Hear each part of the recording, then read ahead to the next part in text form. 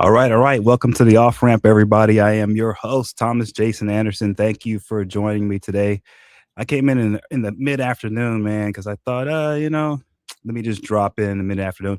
See, since people keep continuing to claim that I'm getting secretly, I'm running ops for a government in Guyana. One of the provable signs that I'm not is I run my show whenever, man. It can be at midnight, it can be in the morning, it can be in the afternoon. I'm not warning anybody. I just come on, man. Just do it.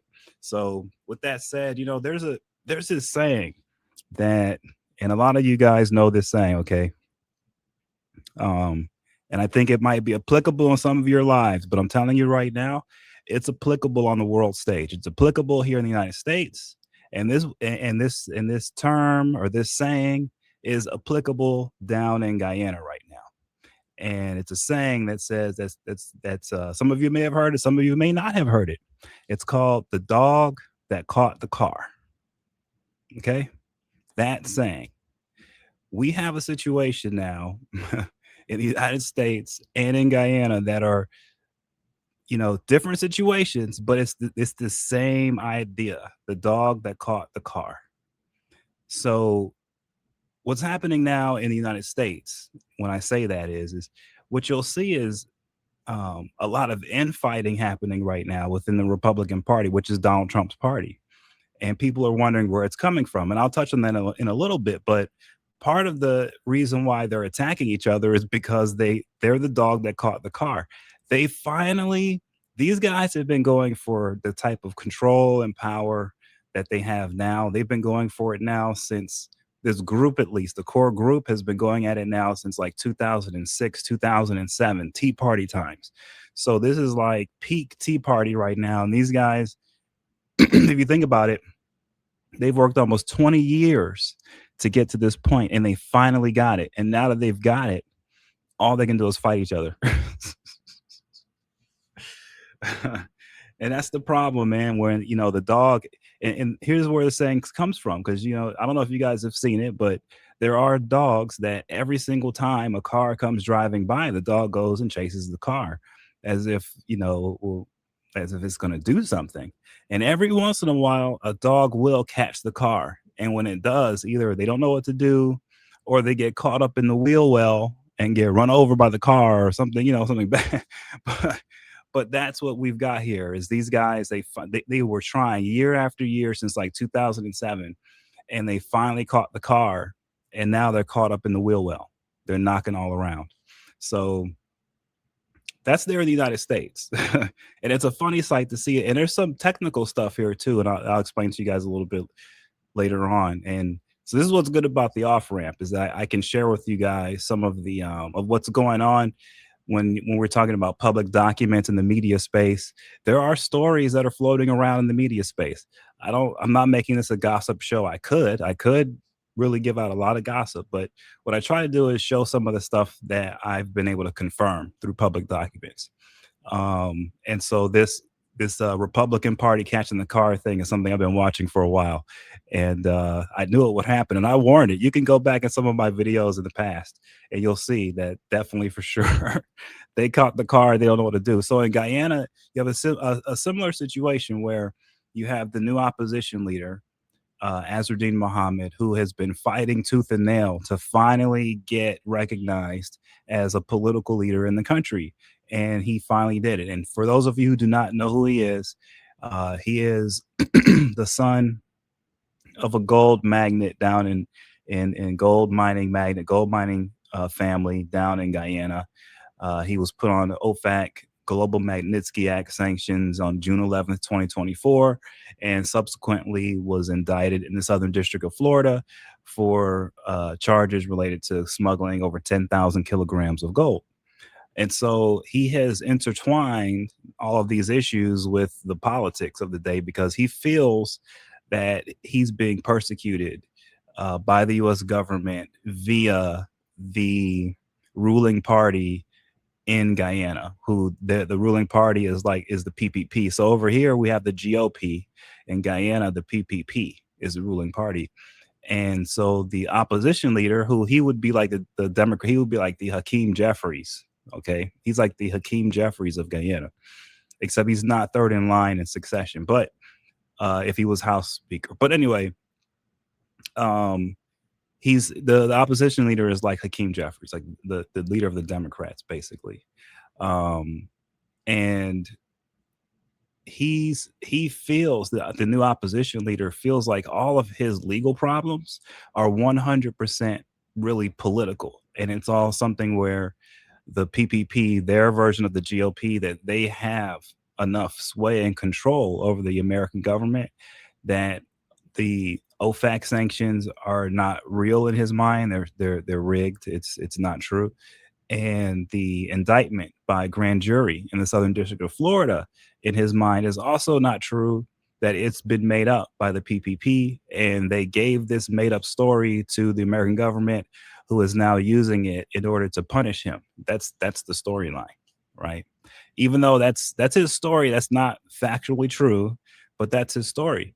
So finally he becomes the opposition leader, right? And the reason why there was a problem here is because he has enough votes from the election in September to become opposition leader, but making him opposition leader when he's indicted by a federal grand jury is a problem. So there's been an extradition placed. He's been fighting that in court, and all of this placement for opposition leaders has been happening in between. So finally he becomes opposition leader, and it's a happy day, and his supporters are really happy because finally he gets some good news, and it looks like things are going his way. But just like the GOP in the United States, he's the dog who caught the car. He caught the car. Now he's opposition leader. And by being opposition leader, every word he says matters now. It carries serious weight. And it doesn't just carry serious weight for him, it carries serious weight for his party. It carries serious weight for his supporters. And it carries serious weight for the nation of Guyana, right? And I don't know if he was prepared for that, but when you have that type of authority now and you hold that type of sway, you have to watch what you say now. You just can't go out there and accuse people of crimes without evidence. You can't go out there and try to destroy the opposing party because you're mad about a personal thing that you are claiming is their fault, but there's no proof of that. And on top of that, most people would say the American government isn't run by a party in Guyana. Donald Trump, President Trump, doesn't listen to those guys. I don't think he does.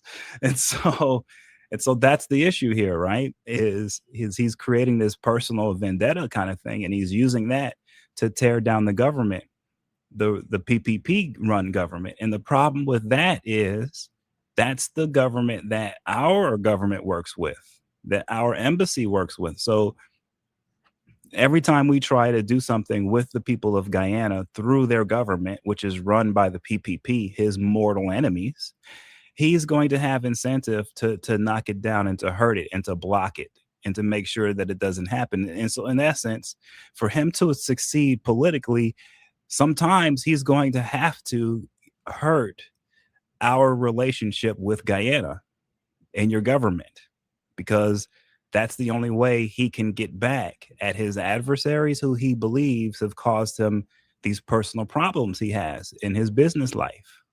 You see how complicated this is? And so that's why I say he's the dog who caught the car, because he's in that situation. He's a dog who caught the car situation because now he's thinking he can carry on this personal war with the government of Guyana, but in carrying that personal war out, it's now from an opposition leader position. What it does now is it creates a problem where he's creating conflict, not just between himself and the government of Guyana, but himself and other governments around the world. And he's creating an opportunity for enemies of the United States and enemies of Guyana to come in and support him in his attacks against the government. You see? And so that's the problem when you're mixing private business life with government life and you're trying to fight both at the same time. And people will say in warfare, you don't fight two fronts at the same time. You fight one front at a time. You don't ride two horses at the same time. Well, he's doing the personal thing on one horse, and he's got another horse which is the government thing now, which is opposition leader, and you can't do both. You have to pick one or the other. And so that's how he's in a situation now of the dog who caught the car, because now he has to make a choice. It's impossible as opposition leader to carry that role and just do personal business and try to use that to fix business or private problems. You can't do it. It doesn't work. That role doesn't have the power to do that. That role gives him the power to represent the people of Guyana and the opposition parties. Yes, but it's not enough to represent him with his issues with OFAC in the United States, and it's not enough to represent him in front of the grand jury in Miami in the Southern District of Florida. It's just not enough, right? That's what I'm saying. And so I look at the situation, I just keep thinking to myself, well, where does he get his political wins? He's going to either get them by attacking some type of partnership that the United States has with your country, or he's going to get them by attacking the other members of the opposition, the APNU and those guys. That's where he's going to. So I'm just saying that I'm just doing the math, guys. And when you do the math, that's sort of where he's at. That's why I say it's a dog caught the car moment. It's like, okay, you finally caught it, but what can you do now? There really isn't much to do other than like get people messed up, right? And so here's this other thought I've been having along the lines, since we're in the region talking about Guyana. So one of the things that I've been wondering, thinking about the mission in Venezuela, and look, I'm a huge military guy. I have a lot of family members in the military. I'm patriotic. I love the military, and they did a fantastic job when they captured Maduro. But it was so clean and it was so perfect. I can't get the thought out of my head that, okay, was that a mission to capture him, or was that a rescue mission? And here's why I ask if it's a rescue mission, because he was guarded by all these elite trained Cubans. It was like over 100 of them, and they're all around him there. And I just thought, the Cubans, they're there for the revolution. Okay. And I understand that their job is to protect Maduro, but their first job is to protect the revolution. Okay. And the revolution, is it better for the revolution to have a captured Maduro or one who is dead? And I think from the Cuban perspective, I think doing the math, they'd rather have a dead Maduro. I'm just saying. So I looked at those 100 Cuban guards and I thought, well, are those guys given the orders to kill this guy if the Americans come in to capture him? And so I thought about how clean it was, and I said, you got to have it that clean if the mission is to save somebody and to get them out of there alive. It has to be that clean if it's going to be a rescue mission. And I thought, it doesn't have to be that clean if you just want to get them or eliminate them, right? You don't have to make it that clean. But for it to be so clean and so effective, these guys, our military went in and said, I think they handled this more like a rescue mission than a capture, in my opinion. So that was just a thought I had in my mind. Maybe I could be totally wrong, but I'm going to be looking at that, from that angle from here on out on that issue. Now with the dog who caught the car situation, right? So back to the United States and why the Republican Party is the dog who caught the car. So you can see in Minnesota, right, that there's violence. The ICE is gunning down citizens. I don't talk about it a lot. I'm not trying to get clicks or likes on it by giving a controversial take. I gave my opinion on it. I said, look, America has always been a comply or die society. It's just that certain people they weren't held to that standard, right? And so I always had my entire life, I've had to live under the comply or die paradigm in the United States. I've always known since a child that if any member of law enforcement tells me to do something, that I have two choices. I either do it or I die. That's it. Now, it's not saying every single time you're going to die, but the thing is more than likely if you do not comply with the orders, you're going to die, man. I mean, that's just the truth. That's just how it was. I don't know how else to put it growing up. And even now, when I see police officers, I do not want to interact with them because I don't want things to go sideways and for them to have to say that, they had to do something or something, or, I don't want to even talk to them. They have a job to do. I'm not a criminal. Do your job, guys. I don't need to talk to them. Um, but that's how it's been in my world. And I've been saying it for a while. And many, many white Americans have told me over the years, man, you're just trying to be a victim. You're trying to play the victim. You're trying to make it seem like it's so bad. It's actually really great. It's not like that. Come on, man. You can go anywhere and shop anywhere. No one's going to bother you. The police aren't going to pick on you. Come on, come on. And I've been, it's like I've been getting gaslit. And I've had to sit here and go, man, am I, what's going on here? Is there something in my mind? Because I know for a fact that if the police pull me over any day now and they give me orders to do something, I have to do it, man. And if I don't do it, I could die. And most likely I'll die. That's just the case. And I was just thinking, why are people thinking this is not the case? Well, look at Minnesota. You can see the reaction. People are truly shocked. They didn't know.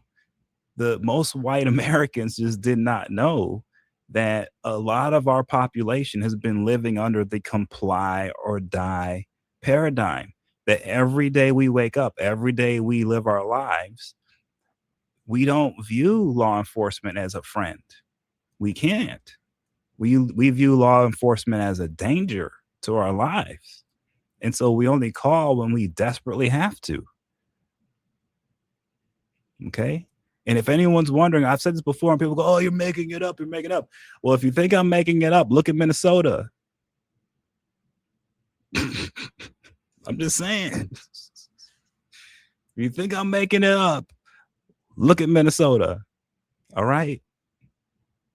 And so this is one of those the dog caught the car situations, because the conservative movement has forever believed that we just have to give everybody some tough love. If we show everybody how tough we are, everybody will fall in line and we'll have a perfect country and there will be no crime.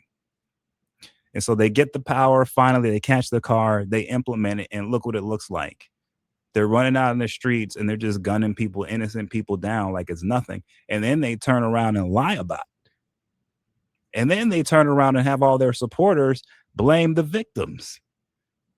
He shouldn't have had a gun at a protest. You're not allowed to bring guns to protests. What? I saw this guy, Kyle Rittenhouse, running all over Wisconsin like he was some kind of bandit. He was flipping through the streets, doing military roles, looking through a scope, running up to the cops. They were giving him water. There you go, Kyle. Guess here's some water, buddy.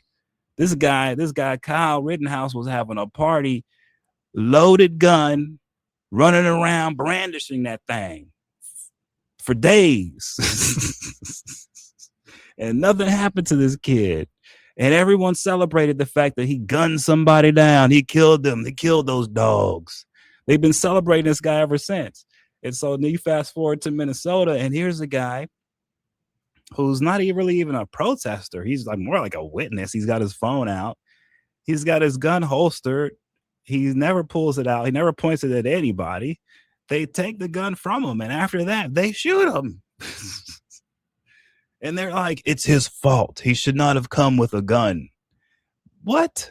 And he had a permit, a license permit. And then you've got people out here saying, well, he didn't have his license on him, so that means he's not allowed to have the gun. That's not true. If you don't have the license on you, it's like a $25 fine, man. And so this is a huge mess. And it's all about this comply or die mentality. I'm telling you guys, you got to really think about it. Seriously, start looking at American society and look at it through that lens, that comply or die lens. And what you'll notice is, this is how people get canceled, right? They won't comply with the words that come out of their mouths into a microphone. And so they get canceled. There's no middle ground. There's no finesse. There's no space for competing thoughts. It's just the truth, right? And so That's the world that these guys have created. So they've caught the car, and we've got people in charge who do not want a variety of thoughts. They get offended if you disagree with anything they say, and they call you a Biden supporting Democrat. You're trying to overthrow America if you just disagree with them on anything. If you tell them right now, hey, I think it's okay to have a gun holstered at a protest. As a matter of fact, I think that's pretty safe, really. If someone's licensed and they know how to use the weapon and it's their community, they should be out there with their gun, man. What are you guys talking about? And for me to, if that's my disagreement and I feel that way, then they turn around and they're like, "Oh, you want to overthrow the nation. You're with Antifa because you feel like citizens should be able to be armed at protests." What? This is how wackadoodle like we've gotten, okay? And it's because it's these guys. It's when the dog catches the car, it's a wackadoodle scene. It's like, whoa, what are these guys doing? What are they trying to do? Why is that dog trying to get up in the car in the wheel well? It's gonna get run over. Everyone's telling these guys, hey man, why are you running around cities in Minnesota like gunning people down? It's not gonna be good. It's not gonna end good for you guys. Politically, it's a disaster. And they're like, no, it's not. We're fine. It's you guys who are the problem. You need to understand, no more guns. You can't bring guns to protests anymore. It's against the law. This is what they're saying. But that's what it looks like when the dog gets caught up in the wheel well and is rolling around in there. It's not making sense. They're not making sense. It's just craziness, right? That's what we're seeing. That's what's going on. The dog caught the car. They're caught up in the wheel well. They're rolling around in that thing, and they're pretending like they don't have tire marks all over them now. And they're pretending like, oh, this one is exactly as planned. This is exactly what we wanted. We knew when we caught the car, we jump up in the wheel well and we get rolled around in there. We knew it. It's all entertainment value, guys. This is where we're at with these guys. But the truth is this, all jokes aside, there are going to be serious ramifications here. Okay. Some people are going to face the ends of their careers. Some people are going to realize that history has just been made with their name in the headline, and they're never going to be able to do anything else in life without being attached to it. Yeah. And so just as that's the case in the United States, it's the same thing in Guyana with the opposition leader. He's in a position now where everything he says and everything he does is a part of history, right? And when you're carrying that kind of weight on your shoulders, it's a good idea to pray a lot, but it's also a really good idea to think really hard before you go out and use that position to try to catch a car. Don't do it. Leave them cars alone, man. Just leave them alone. So anyway, guys, thank you very much. Thank you for joining. I'm going to try to get up a call show next so I can get some of you guys in to call, and I can have some debates with some folks outside the United States on some of the things I'm talking about here. But anyway, guys, thanks again. This is Thomas Jason Anderson. You guys are here on the off ramp. I will see you guys soon. Take care.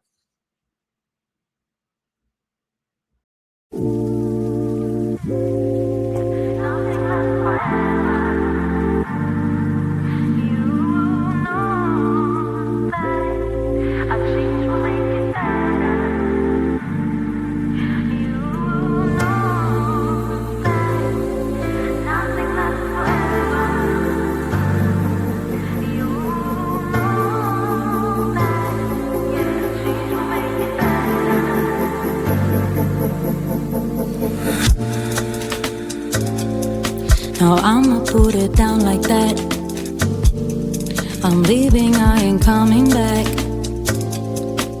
You don't like the way I act anyway. You really don't have to react. Don't try to change my mind, in fact. Honey, I've already packed all my stuff. We're no longer kids, let's move on. And you are not my kid, so I'm done. Please don't make me pull my gun.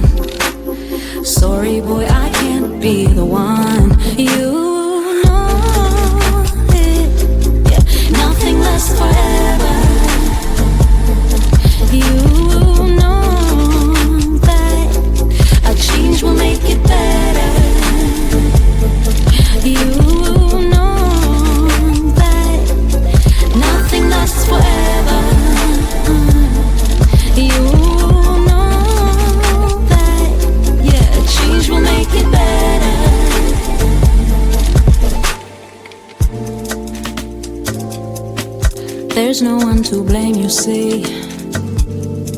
Maybe we're not meant to be. There are plenty more fish in the sea anyway. Every day's a different thing, so I'm not into wedding rings. It ain't personal, it's the way I think. Yeah. You know it, nothing lasts forever, and you know it, yeah. That change will make it better.